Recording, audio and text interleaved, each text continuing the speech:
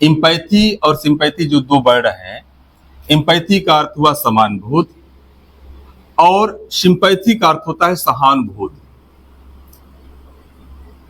Empathy की बात कब की जाती है, कब सिंपैथी की बात की जाती है, एक थोड़ी सी छोटी सी स्टोरी सुनाऊंगा तो आपको क्लियर हो जाएगा। एक कक्षा में राम, श्याम और रोहित नाम के 3 लड़के हैं। कंडीशन ये है कि रोहित नाम का जो लड़का है उसकी माताजी का निधन 5 वर्ष पहले हो गया था। राम की माताजी हैं और श्याम की माताजी का अभी उसी दिन निधन हुआ, स्वर्गवास हुआ। अब जब श्याम की माताजी का जब स्वर्गवास हो गया तो रोहित और पहला कौन है, पहला पात्र कौन है, राम। रोहित और राम दोनों मिलने के लिए जाते हैं, सांत्वना प्रदान करने के लिए, जैसे जाया जाता है घर में। राम की माताजी हैं, रोहित की माताजी 5 वर्ष पहले चली गई थी, गुजर गई थी। तो जब श्याम से दोनों लोग बात करते हैं तो जो रोहित की अनुभूति थी क्या राम की हो सकती है? नहीं हो सकती। यहीं पर हम ऐसा समझिए कि जो रोहित के पास जो संवेदना है वो इम्पैथी है। इम्पैथी मतलब उस चीज में गुजर करके जो महसूस होता है उसे इम्पैथी कहते हैं। और यदि हम बाहरी तौर पर समझने की कोशिश करें तो सिंपैथी है। जानते हैं, जैसे किसी के यहाँ गए तो कह सकते हैं कि यार बहुत कष्ट है, बहुत दुख हुआ, ईश्वर न करे ऐसा हो, तो सिंपैथी की भावना होती है। इम्पैथी वाला जो व्यक्ति होता है उसकी स्वयं आंखों में आंसू आ जाते हैं, क्योंकि उसके जीवन में जो घटनाएं घटित हो चुकी हैं वैसे ही उसको दिखाई देते हैं। तो कहने का तात्पर्य यह है कि इम्पैथी तब होता है, put your feet in others shoes, दूसरे के जूते में अपने पांव को आप डालिए, तब एहसास होगा कि इसमें कंकड़ कितने गड़ते हैं, कील कैसी है, तब पता चलेगा।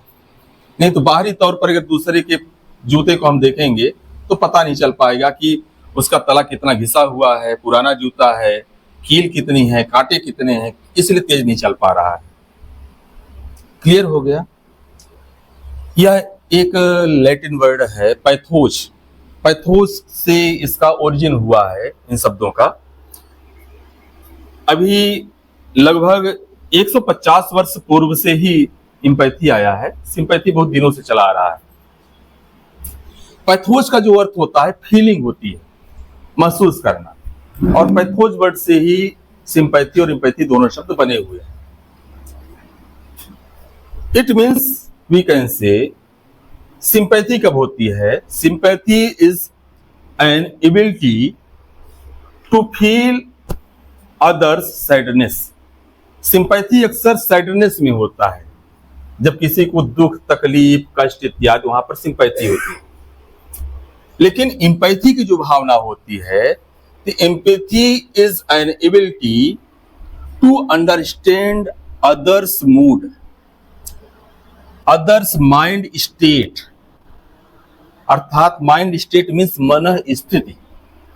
दूसरे की मन स्थिति को समझने की जो योग्यता है उसे एम्पैथी कहते हैं।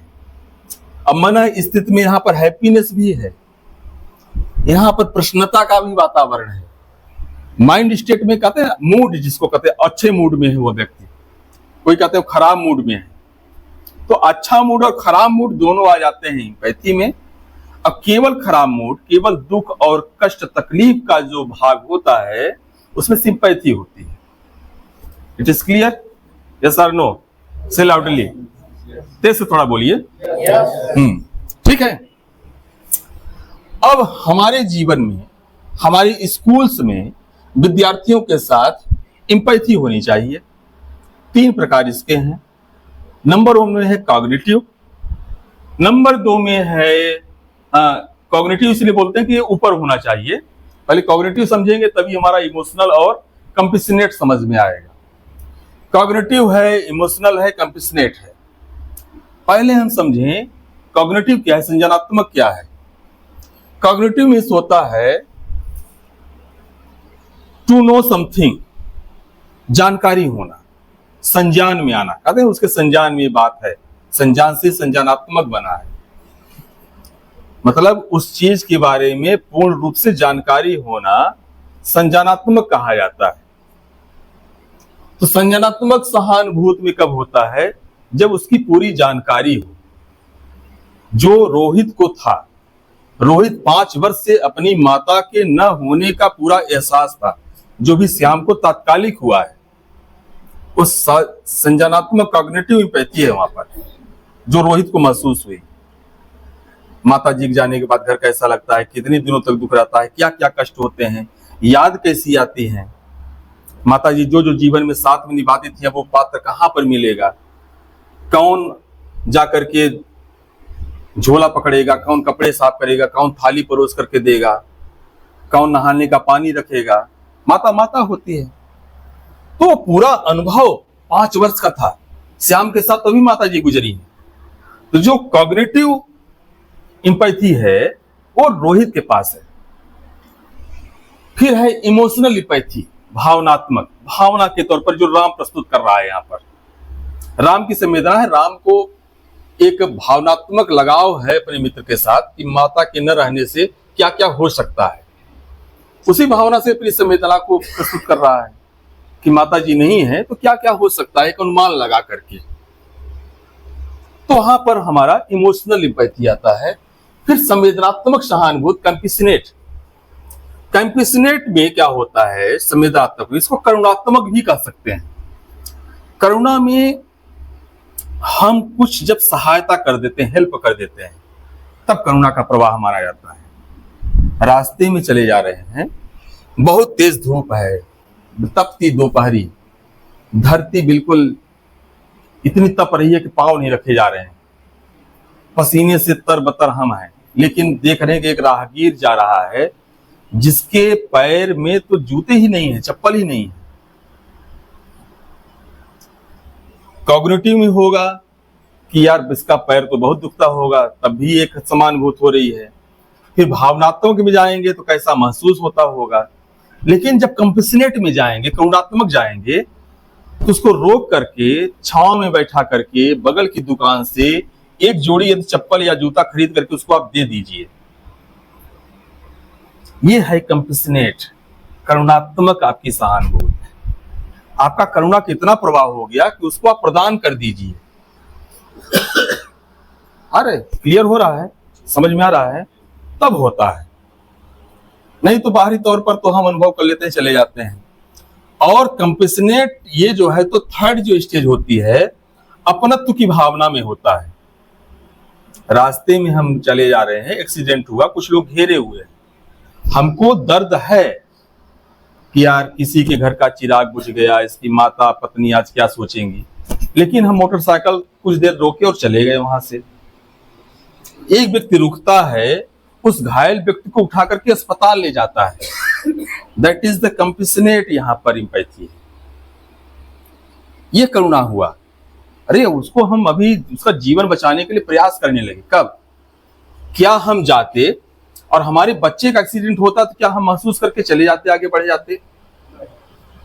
कितना भी जरूरी जीवन का काम होता, चाहे सस्पेंड ही हो जाते अपनी नौकरी में, पहले अपने बच्चे का जीवन बचाते रुक करके। तो जब अपनत्व का भाव होता है तो वहां पर कंपैशनेट होता है। एक वर्ड है, उसको बोलते हैं पैथेटिक फैलेसी। ये साइकोलॉजी का ये टर्मोलॉजी है, जो हम लोग एम्पैथी सिंपैथी पढ़ रहे हैं, तो उसके अंतर्गत फिलॉसफी में है, सोशल फिलॉसफी के अंतर्गत। पैथेटिक फैलेसी भी क्या होता है? इसमें हम प्रकृति के साथ अपना तादात्म्य स्थापित कर लेते हैं। नायक नायिका से बिछड़ करके चला जा रहा है और उसकी आंखों में आंसू हैं, बिछो के बहुत दुखी है। अकस्मात उसी समय बादल घिराते हैं, बूंदाबांदी होने लगती है। उसको ऐसा एहसास होता है, ऐसी समानुभूति होती है, उसको लगता है कि मेरे दुख से प्रकृति, बादल भी रोने लगे हैं, बादल की आंखों में आंसू आ गए हैं, वो पानी गिर रहा है, वो महसूस कर रहा है नायक। पैथेटिक फैलेसी को बोला जाता है, जो आपके इसमें नहीं है। इसमें बहुत उच्चतम शिखर होता है एम्पैथी का, जिसमें हमको पूरा चारों तरफ वही दिखाई देने लगता है। हम दुखी हैं तो लगते हैं सब लोग दुखी हैं, हम प्रसन्न है तो लगता है पूरा संसार प्रसन्न है। जब ये अनुभूति होती है, ये बहुत कम लोग ऐसा सोचते हैं। हम लोग अच्छा कुछ खाना खा रहे हैं तो कितने लोग सोचते हैं कि दुनिया में कितने लोग हैं जिनको नसीब नहीं होता है। अक्सर मेरी थाली में कुछ बचता है, मैं घर में बोलता हूँ कि उतना ही थाली में डालना जितना मैं खा सकूं, ऐसा ना बच जाए। पता नहीं इस एक रोटी के लिए इस संसार में ही, इस भारत में ही कितने लोग भूखे होंगे आज। अन्न का अपमान नहीं करना है। तो कहीं मैं ऐसे देखा हूं कि रेलवे स्टेशन में, पटरियों में जूठन को बीन करके किसी को खाते हुए, कोई खाया, कुछ दोना फेंक दिया, मैं ऐसे देखा कि एक व्यक्ति जाकर के उस दोने को उठा करके चाट रहा है। उसकी इतनी भूख जो अंदर की है। तो बहुत दुनिया में ऐसी भी लोग हैं। तो वहां पर जब ऐसी आत्मानुभूति हम करेंगे, समानुभूति हो जाएगी, तब जाकर के ये पूरे स्टेट्स चलते हैं क्रमशः। आगे हम चाहते हैं कि समानुभूतिशील विद्यालय प्रमुख बनने के नियम कौन कौन से हैं। अब विद्यार्थियों के साथ हम इस एम्पैथी को किस तरह से, किन नियमों के आधार पर करेंगे। स्वयं के कार्य। नंबर 2 में परवाह। परवाह मतलब उनकी परवाह करना, केयर करना। केयर कब करेंगे? जब उनकी गरीबी को, न समझने की अवस्था को, सामने वाला विद्यार्थी नहीं समझ पा रहा है जो हम पढ़ा रहे हैं, तो जब हम अनुभव करें कि हम भी एक छोटे थे तो नहीं समझ पा रहे थे, तो क्या अपेक्षा करते थे गुरुजी कितने अच्छे से समझाएं। बात आ रही समझ में? घर में जब सयाने हो जाते हैं, लेटे हैं दलान में, और कोई जब मिलने के लिए आता है तो पूछते हैं कि कौन आया था। तो उनका बालक कहता है कि ये फलाने अभी आए थे। उनको सुनाई नहीं देता उस अवस्था में। फिर पूछते हैं कौन आया था, बोलते हैं कि अभी ये आए थे, फिर सुनाई नहीं दिया, फिर पूछते हैं। तो प्रतिक्रिया ये होती है, उस प्रतिक्रिया में ये कहते हैं कि बघेली में जैसे कि चुप्पे पौड़े नहीं रहता, पता नहीं कहा तुम्हार पड़ी रहती कि क्या वाला है, के जालना है। अब जो उसके कान में तेज आवाज में बोलता है उसका लड़का, तब वो बेचारा वृद्ध सोचता है कि जब ये छोटा था, आज जो बहुत होशियार बन रहा है, अब कंधे में बिठा करके जब चला था इसको, तो कौवा डाल में बैठा था। ये पूछा कि ये कौन, तो मैं कहा कौवा। तो फिर ये पूछा कौन, तो मैं कहा कौवा। ये 50 बार पूछा था तो मैं 50 बार कौवा बताया था। अब आज 2 बार पूछने से हमको डांट रहा है। आज हमको दिखाई नहीं दे रहा है, सुनाई नहीं दे रहा है। ये जो अनुभूति होती है, समझ रहे हैं। एक व्यक्ति अपने पिताजी को वृद्धाश्रम में ले गया, छोड़ाया। कुछ दिन थे वहां पर, और होने के बाद एक दिन वो उनके पास कुछ ऐसी राशि बची हुई थी, तो जिस कमरे में थे तो एसी लगवा देते हैं। तो उनका जब बच्चा आया बहुत दिनों के बाद मिलने के लिए, थोड़ा सा रखता था एम्पैथी, पिताजी से मिलने के लिए आया, तो कहा कि ये पिताजी एसी लगी हुई है। बोले बेटा, मैं एक दिन ये सोच रहा था कि मेरा तो समय बहुत कम बचा है, मैं तो चला जाऊंगा कुछ दिनों के बाद। जब तुम कभी आओगे इसी आश्रम में तो तुम बिना एसी के नहीं रह पाओगे, तो इसलिए मैं एसी लगवाया तुम्हारे लिए। अभी तक तो बेटा सोच नहीं था कि मेरी भी स्थिति होगी इसी यहीं आने की। हो सकता है मेरे जैसे मैं इनका पुत्र हूं, ला दिया यहाँ पर, तो मेरे भी बच्चे कहीं लाएंगे। तो हमारे लिए आज भी ये चिंता मेरे पिताजी कर रहे हैं कि कहीं मेरा नाती मेरे बच्चे को लाएगा वृद्धाश्रम, तो मेरा बच्चा जन्म से लेकर के आज तक बिना एसी की नहीं रहा है, तो मैं अपने जीते जी यहां भी प्रबंध कर दूं इस एसी की। ये क्या है? एम्पैथी की पराकाष्ठा है। पिताजी की जो समानुभूति है अपने बच्चे को लेकर के, कि बिना एसी की मेरा बच्चा नहीं रह पाएगा। ये सब जब जाएंगे ना, तो बहुत ऐसी चीजें हैं कि बिल्कुल मन को झिझोड़ देंगी आपको विचार करने के लिए, सोचने के लिए। हाव भाव, शारीरिक भाषा, अशाब्दिक संचार, सराहना का गुण।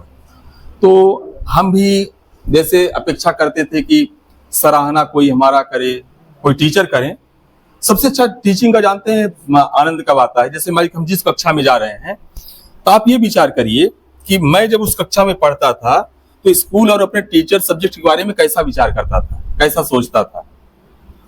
उस मानसिकता से जब आप कक्षा में प्रवेश करेंगे तो बच्चे बहुत अच्छे लगेंगे। हम अक्सर अपनी उम्र के साथ प्रवेश कर जाते हैं। वो तो बच्चे हैं, दौड़ेंगे ही इधर उधर, कुछ नटखट होते हैं, सब तरह की उनकी जो उम्र होती है उसके अनुसार उनकी गतिविधियां होती हैं। अभी वो पढ़ाई का महत्व भी नहीं जानते हैं, बहुत फोकस्ड भी नहीं है। तो जब आप अपने को उस अवस्था में ले जाकर के, बचपन में ले जाकर के सोचेंगे कि मैं जब छोटा था, 6वीं पढ़ता था, तो मैं स्कूल शिक्षा, शिक्षक के बारे में क्या सोचता था, वैसे ही ये बच्चे हैं। तब आपको आनंद आएगा उनसे बात करने में, उनको पढ़ाने में, उनकी कक्षा में जाने में। तो ये सब सारी चीजें हैं। तो यहाँ से हम अगले स्लाइड की ओर जाते हैं। तो खंड 3 में है, यहाँ पर समानुभूति की संस्कृति बनाने में विद्यालय प्रमुख की क्या भूमिका है। तो यहाँ पर आदर्श समानुभूति है, सिखाएं की समानुभूति क्या है, क्यों मायने रखती है, अभ्यास है, स्पष्ट नैतिक अपेक्षाएं, विद्यालय की संस्कृति और परिवेश को प्राथमिकता बनाएं। ये है विद्यालय प्रमुख की भूमिका। विद्यालय प्रमुख की भूमिका आप देखेंगे, आदर्श समानुभूति, model of empathy. Model of empathy से तात्पर्य है कि एक ऐसी एम्पैथी रहे जो सभी के लिए आदर्श हो, सभी विद्यार्थियों के लिए, सभी उससे जो है तो लाभान्वित हो। सिखाएं कि समानुभूति क्या है और क्यों मायने रखती है। Teach what empathy is and why it matters. विद्यालय प्रमुख के रूप में आप अपने स्टाफ को भी एम्पैथी के बारे में बताएं। जैसे मान लीजिए कि कोई आपके स्टाफ के कोई टीचर किसी बच्चे के साथ एम्पैथी पूर्ण बर्ताव नहीं है, तो एम्पैथी की आप चर्चा कीजिए, तब उनके मन में जागृत होगा वो भाव। अभ्यास, ये एक दिन से नहीं आता, अभ्यास से आता है। कहानियों के द्वारा, कविताओं के द्वारा, किसी घटना के द्वारा, आसपास के जो वातावरण है उसके द्वारा जोड़ करके तब ये समझ में आता है। स्पष्ट नैतिक अपेक्षाएं निर्धारित करें, विद्यालय की संस्कृति और परिवेश को प्राथमिकता बनाएं। Make school culture and climate A priority. ये मानिए कि हमारे यहाँ जो बच्चे आ रहे हैं, तो एक सीखने का वातावरण तैयार करें जिससे जीवन में जो कुछ भी यहाँ महसूस करें तो अपने जीवन में अपना सके। 2 ही जगह है उनके लिए, एक उनका घर है, एक स्कूल है। तो घर की संस्कृति को, वातावरण को तो हम बदल नहीं सकते हैं। तो जो दिन भर 6-7 घंटे के लिए विद्यालय में विद्यार्थी आ रहा है, उसके लिए हम प्रत्येक प्रकार के क्लाइमेट को तैयार करके, एटमॉस्फेयर इस तरह से अपना एनवायरनमेंट बना करके रखें कि उसके अंदर एम्पैथी की भावना जागृत हो।